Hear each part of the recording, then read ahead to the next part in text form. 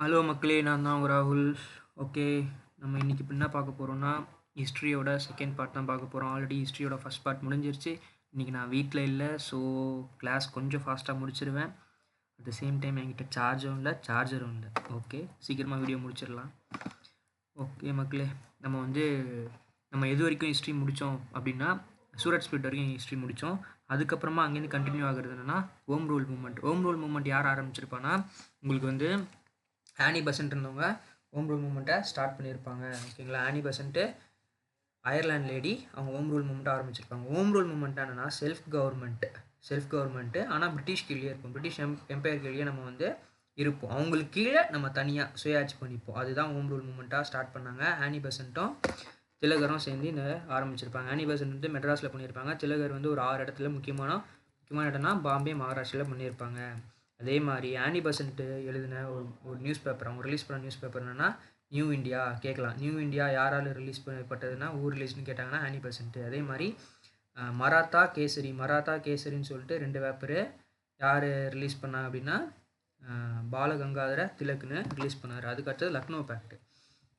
இந்த லக்னோ பேக்டில் என்ன நடக்கும்னா சூரத் ஸ்பிளிட்டில் பிரிஞ்சாங்க இல்லையா 1907. இப்போது லக்னோ பேக்டில் ஒன்றா சேர்ந்துருவாங்க. 1916 லக்னோ பேக்டில் ஒன்றா சேர்ந்துருவாங்க. ஓகேங்களா மக்களே, இப்போது அதான் மாடரேஷன் எக்ஸ்ட்ரீமிஸ்டும் சேர்ந்துருவாங்க. ஸோ ஜின்னா அண்ட் அம்பேத்கர், ஜின்னா ஒரு அம்பாசிடராக சொல்லுவாங்க. யார், நான் சொன்னேன் இல்லைங்களா, அந்த லேடி பேர் டக்குன்னு ஸ்ட்ரைக் ஆகலை. நான் போன வீடியோவில் அந்த லேடி பேர் சொல்லியிருப்பேன். லேடி பேர் டக்குன்னு ஸ்ட்ரைக் ஆகலை. நான் ஸ்ட்ரைக் ஆகும்போது அதை சொல்லிடுறேன். ஓகேங்களா, லக்னோ பேக்டில் சேர்ந்துருப்பாங்க. சேர்றதுக்கு முக்கியமான காரணம் ஜின்னா ஒரு அம்பாசிடர் ஆஃப் இந்த மாடரேட்ஸ் அண்ட் எக்ஸ்ட்ரீமிஸ்ட் யூனிட்டின்னு சொல்லியிருப்பாங்க. அம்பாசிடர்னு சொல்லியிருப்பாங்க. புரியுதுங்களா? ஆமாம், ஆனி பெசன்ட் தான் சொல்லியிருப்பாங்கன்னு நினைக்கிறேன். ஆமாம், ஆனி பெசன்ட் தான் சொல்லியிருப்பாங்க. ஜின்னா அம்பாசிடர்னு சொல்லிட்டு கரெக்ட் ஆனி பெசன்ட் தான் சொல்லியிருப்பாங்க. ஓகேவா? அட் த சேம் டைம் நம்மளில் மார்க் டெஸ்ட் போயிட்டுருக்கு. ஸோ மார்க் பர்ச்சேஸ் பண்ணாதவங்க பர்ச்சேஸ் பண்ணிக்கோங்க. அதுக்கான லிங்க் டிஸ்கிரிப்ஷனில் இருக்கும். ஸோ மார்க் ரொம்ப ரொம்ப முக்கியம். நீங்கள் ஃபஸ்ட் இயர் முடிச்சதுனால பரவாயில்ல, செகண்ட் இயருக்கு மார்க் போட ஆரம்பிச்சிருங்க. இல்லைனாலும் பரவாயில்ல, அடுத்த டெஸ்ட்டுக்கு இப்போதுலேருந்தே மார்க் ஆரம்பிச்சிருங்க. மார்க் ரொம்ப ரொம்ப முக்கியம். ஸோ நம்ம கிராக் வித் சாக்கில் பக்காவான கொஷின்ஸோட கண்டென்ட்டோட நம்ம இறக்கியிருக்கோம். ரீசெண்டாக இப்போ எப்படி கொஷின்ஸ் கேட்குறாங்களோ அந்த ட்ரெண்ட்ஸில் கொஷின் செட் பண்ணியிருக்கோம். At the same time video கோர்ஸும் இருக்குது. புரியுதுங்களா? பேங்கிங்கான வீடியோ கோர்ஸும் இருக்குது, டெஸ்ட் சீரியஸ் இருக்குது. அதையும் யார் வேணுமோ எடுத்து யூஸ் பண்ணிக்கோங்க. ஓகே மக்களே, ஓகே. இப்போது காந்தியன் ஃபேஸ் பார்க்க போகிறோம். காந்தி நேரா. காந்தி எப்போ இந்தியாவுக்குள்ளே வராருன்னா 1950 தான் காந்தி இந்தியாவுக்கே வராரு. சவுத் ஆஃப்ரிக்காவில் ரிட்டர்ன் ஆகுறாரு. ஸோ ஜனவரி 9 நம்ம என்ஆர்ஐ டேன்னு செலிப்ரேட் பண்ணுறோம். 2 years ஒன்ஸ் செலிப்ரேட் பண்ணுறோம். புரியுதுங்களா? இப்போது அவர் ஃபஸ்ட்டு பண்ண விஷயம் என்னென்னா இந்தியா ஃபுல்லாக சுற்றி பார்த்தாரு. அதெல்லாம் நமக்கு தெரியும். அவர் ஃபஸ்ட்டு சம்பரன் சத்தியரகான்னு சொல்லிட்டு ஒரு சத்தியரகா பண்ணார். இண்டிகோ ரிவோல்ட்டுக்காக, அவங்க அக்ரிகல்ச்சருக்காக. அது ஃபஸ்ட்டு சிவில் டிஸோபீடியன்ட் மூவ்மெண்ட்னு சொல்லிட்டு ஒரு பேர் வச்சாங்க. First civil disobedient movement. புரியுதுங்களா? அது சம்பரன் சத்தியரகா. அதே மாதிரி செகண்டு பார்த்தீங்கன்னா அகமதாபாத் மில் ஸ்ட்ரைக். அந்த அகமதாபாத் மில் ஸ்ட்ரைக்கில் அவங்களோட இன்க்ரிமெண்ட்டுக்காக போராடி இருப்பார், போனஸ்க்காக போராடி இருப்பார். இது ஃபஸ்ட் அங்கர் ஸ்ட்ரைக்குன்னு சொன்னாங்க. அதே மாதிரி கேதா சத்தியரகாவை ஃபஸ்ட்டு நான் கோஆப்ரேஷன் மூவ்மெண்ட்னு சொன்னாங்க. கேதா சத்தியரகாவை ஃபஸ்ட்டு நான் கோஆப்ரேஷன் மூவ்மெண்ட் சொன்னாங்க. Civil disobedient, hunger strike, first non cooperation movement. இது ரொம்ப ரொம்ப இம்பார்ட்டண்ட்டான ஒரு விஷயம். அதுக்கப்புறமா ரவுலட் ஆக்ட்னு ஒன்று வந்துச்சு. 1919 ரவுலட் ஆக்ட்னு ஒன்று வந்துச்சு. இந்த ரவுலட் ஆக்ட் என்னென்னா இது பிளாக் ஆக்ட்டும் சொல்லுவாங்க. அதாவது உங்களுக்கு ப்ராப்பர் ரீசன்லாம் சொல்லணும்னு அவசியம் இல்லை. டப்புன்னு உங்களை தூக்கி ஜெயிலில் போட முடியும். ஒரு இந்தியன்ஸை அடக்கிறதுக்காக கொண்டு வந்த ஒரு பிளாக் ஆக்ட், ரவுலட் ஆக்ட்னு சொல்லுவாங்க. இதை எதிர்த்து போராடுவாங்க. புரியுதுங்களா? அதில் தான் ஜாலியன்வாலாபாத்தில் மைக்கேலோ டயர் ஆர்டர் படி ரீஜனல் டயர் என்ன பண்ணுவார்னா போய் டப்பன்னு அங்கே இருக்கிற எல்லாரையும் சுற்றுவார். ஸோ அங்கே பெரிய ஒரு மேசக்கர் நடந்திருக்கும். புரியுதுங்களா? அதான் ஜாலியன்வாலாபாத் மேசக்கர் 1919 நடந்திருக்கும். அதுக்கப்புறமா கிலாஃபத் மூவ்மெண்ட். அதாவது என்ன நடக்கும்னா இங்கிலீஷ்காரங்க டர்க்கியில் இருக்கிறத ஒரு மன்னரை தூக்கிட்டு இருப்பாங்க. புரியுதுங்களா? மன்னரை தூக்குறதுனால அதுக்கு ஒரு எப்படி சொல்கிறது, அதுக்கு ஒரு சப்போர்ட்டாக இங்கே ஒரு மூமெண்ட் ஸ்டார்ட் ஆகும். அதுதான் கிலாஃபத் மூமெண்ட். டர்க்கியில் நடக்கிறதுக்கும் இங்கேயும் ஒரு ரிலேஷன் தான் இந்த கிலாஃபத் மூமெண்ட்டு. காந்திஜி என்ன பண்ணுவார்னா அதையும் ஒன்றா யூஸ் பண்ணிக்கலாம், இந்து முஸ்லீம் யூனிவர்சிட்டிக்கு யூஸ் பண்ணிக்கலாம்னு சொல்லிட்டு கிலாஃபத் மூமெண்ட்டையும் இதையும் ஒன்றா சேர்த்துருப்பாரு. ஸோ நான் கோஆப்ரேஷன் மூமெண்ட்டில் 1920 to 1922 நடந்திருக்கும். காந்திஜி ஆரம்பிச்சிருப்பார். நாக்பூர் செஷனில் இதுக்கே பர்மிஷன் கொடுத்துருப்பாங்க, பாஸ் பண்ணியிருப்பாங்க. ஓகே, நான் கோஆப்ரேஷன் மூவ்மெண்ட் 2 வருஷம் நல்லா போயிட்டுருக்கும். ஆனால் சௌரி சௌரா இன்சிடென்ட்டில் என்ன நடக்கும்னா ஒன்றா போராடிட்டு போகும்போது ஒரு போலீஸ் ஸ்டேஷனை எரிச்சிருவாங்க. காந்திஜி டோட்டலாக அஹிம்சைப்படி இருப்பார். ஆனால் எரிச்சது காரணத்தினால காந்திஜி கடுப்பாயிடுவார். என்னடா இது, நம்ம அஹிம்சை முறை போராடலான்னு பார்த்தோமே, தேவையில்லாத உயிரிழப்பு ஏற்படுது அப்படின்னு சொல்லிட்டு நிறுத்திடுவார். அதில் காண்டாகி போயிட்டு ஸ்வராஜ் பார்ட்டின்னு சொல்லிட்டு ஸ்வராஜ் பார்ட்டி தனியாக ஆரம்பிப்பாங்க. அதுக்கப்புறமா முக்கியமான விஷயம் என்னென்னா ரவுண்ட் டேபிள் கான்ஃபரன்ஸ். இந்த ரவுண்ட் டேபிள் கான்ஃபரன்ஸில் 1932, 31, 32 3 நடந்திருக்கும். 1930 வந்து காங்கிரஸ் பார்ட்டிசிபேட் பண்ணியிருக்க மாட்டாங்க. 1931 காங்கிரஸ் பார்ட்டிசிபேட் பண்ணியிருப்பாங்க.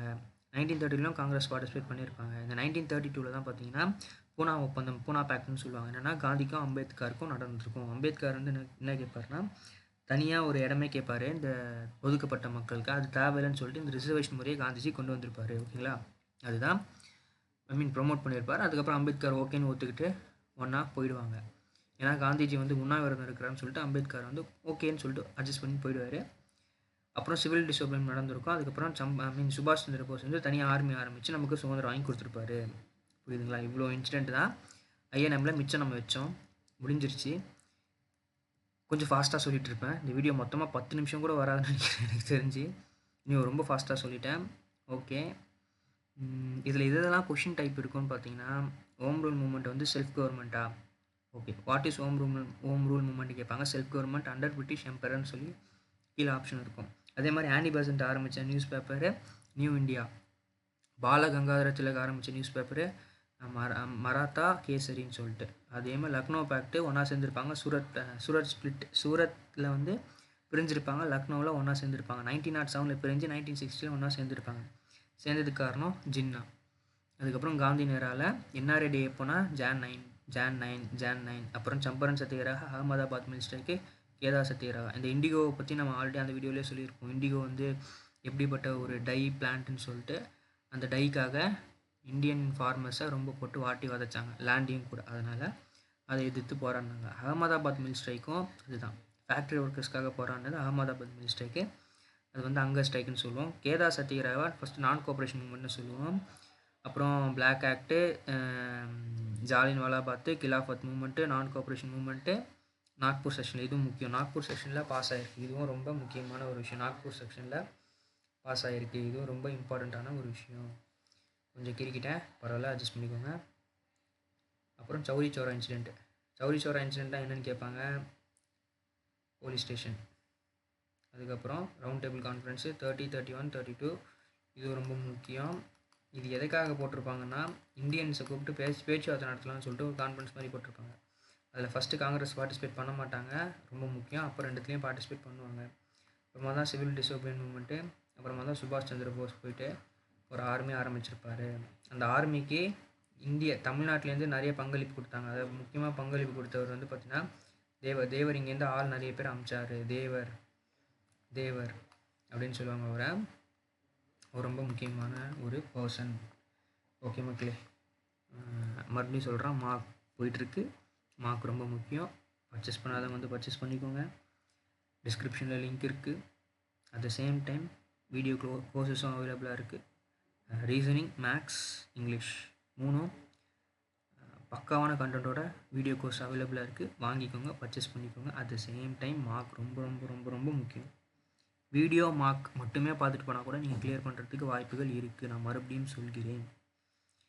ஓகே மக்களே, ஓகே சிறப்பாக முடிஞ்சிருக்கும். போன வீடியோவில் வந்து நம்ம என்னென்ன டைப் ஆஃப் கொஷின்ஸ் டிசம்பர் 1 கேட்டாங்க அப்படின்னு சொல்லிட்டு ஒரு சின்ன அனலைசிஸ் நம்ம பார்த்துருப்போம். அந்த வீடியோ பார்க்காதவங்க பார்த்துருங்க. அதுக்கு முன்னாடி ஹிஸ்ட்ரி வீடியோ போயிருக்கோம். அதுக்கு முன்னாடி 2 பாலிட்டி வீடியோ போட்டிருப்பேன். புரியுதுங்களா? பாலிட்டி, அப்புறம் பாலிட்டி ஷார்ட்கட்ஸ் போட்டிருப்பேன். ஹிஸ்ட்ரி 2 கிளாஸ் முடிஞ்சிருச்சு. ஏன்ஷியன்ட்டு மாடர்ன் கவர் பண்ணியாச்சு. மிடிவலும் நம்ம ஏன்ஷியன்ட்டோட சேர்த்து பார்த்துருப்போம். ஐஎன்எம் ஓரளவுக்கு ஓவராக இது ஹிஸ்ட்ரி கூட சேர்த்து நம்ம முடிச்சிட்டோம். இதுக்கப்புறம் நம்ம வந்து ஜியாகிரஃபி போவோம். அப்புறமா நாளைக்கு நம்ம என்ன பார்க்கலாம்னா ஸ்டேட்டும் சிஎம்ஐயும் பார்த்துருவோம். ரொம்ப முக்கியமான ஒரு விஷயம் கேட்குறாங்க. அப்புறம் வரப்போகிற நாட்களில் நம்ம வந்து சயின்ஸ் பார்க்க ஆரம்பிச்சிடலாம். புரியுங்களா? இதை பார்த்துட்டு பக்காவாக கிளியர் பண்ணிட்டு பக்காவாக வரும். எப்படி? பக்காவாக வரும். ஓகே மக்களே, ஓகே. வீடியோ வந்து ஒரு 15 மினிட்ஸ் தான் இருக்கும்னு நினைக்கிறேன். ஏன்னா என்கிட்ட சார்ஜ் இல்லை. ஓகே, பட் கொடுக்க வேண்டிய கண்டென்ட்டை நான் கொடுத்துட்டேன். கொஞ்சம் ஃபாஸ்ட்டாக இருக்கும். இனியோ நீங்கள் வந்து வேணால் ஸ்லோ பண்ணி பார்த்துக்கோங்க, இல்லை 2-3 தடவை கேட்டு பார்த்துக்கோங்க. இந்த ஆர்டர் ரொம்ப முக்கியம். இந்த ஆர்டர் ரொம்ப முக்கியம். இது அடிக்கடி கொஷினில் வருது. எப்போது குரோனாலஜிக்கல் ஆர்டர்னு சொல்லுவாங்க இல்லையா, அந்த குரோனாலஜிக்கல் ஆர்டர் படி நம்ம இதை அரேஞ்ச் பண்ண கேட்பாங்க. ஓகே, இதையும் கூட சேர்த்துக்கோங்க. இதையும் கேட்டிருக்காங்க. எதில்? யூபிஎஸ்சி சிவில் சர்வீஸ் எக்ஸாம்லேயே கேட்டிருக்காங்க. ஓகே மக்களே, நன்றி. மார்க் மார்க் மார்க் மறுபடியும் சொல்கிறேன், அதான் ஒரே மந்திரம், மார்க் மார்க் மார்க். பர்ச்சேஸ் பண்ணாதவங்க பர்ச்சேஸ் பண்ணிக்கோங்க. நன்றி நன்றி நன்றி நன்றி நன்றி மக்களே.